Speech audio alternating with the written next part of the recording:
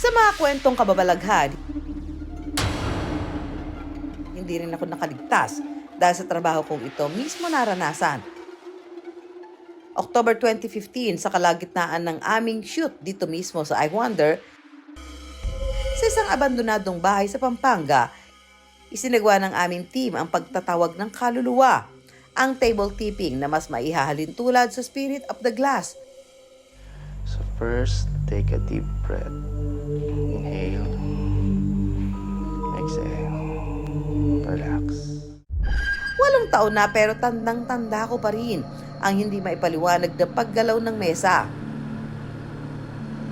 Babae ka ba?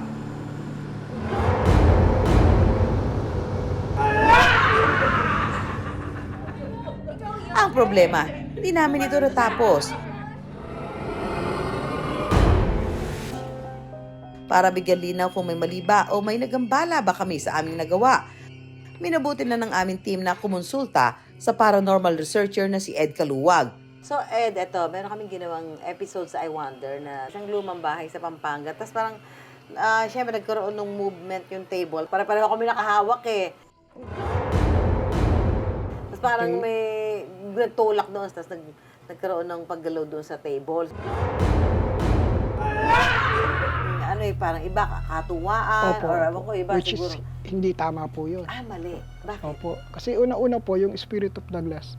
Actually, dito lang sa atin yung Spirit of the Glass. Pero it was originally known as the Ouija board. Ginamit po yan ng mga gypsies before para mag-communicate sa mga namatay nung panahon ng war.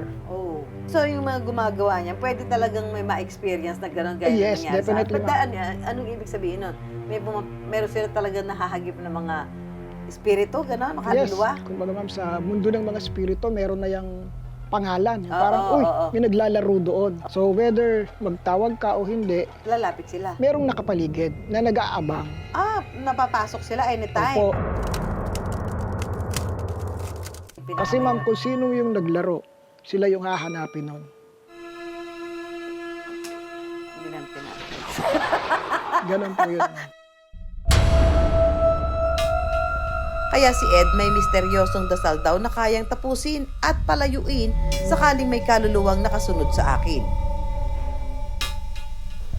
Nasa ma'am, so reload. Sweetie inside. I call upon the spirits na nagambala nila ni Susan sa lugar. Humihingi po ako ng paumanhin sa inyo. Tumawid na po kayo muli sa liwanag.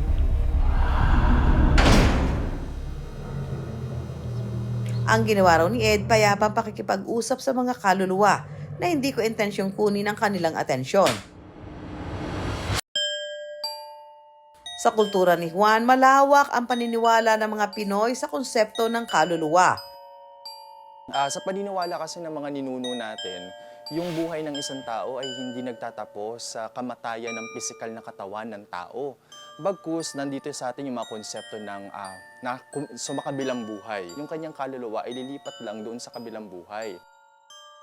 Dahil sa relihiyon, nagkaroon ng limitasyon at unti-unting nawala ang paniniwalang ito.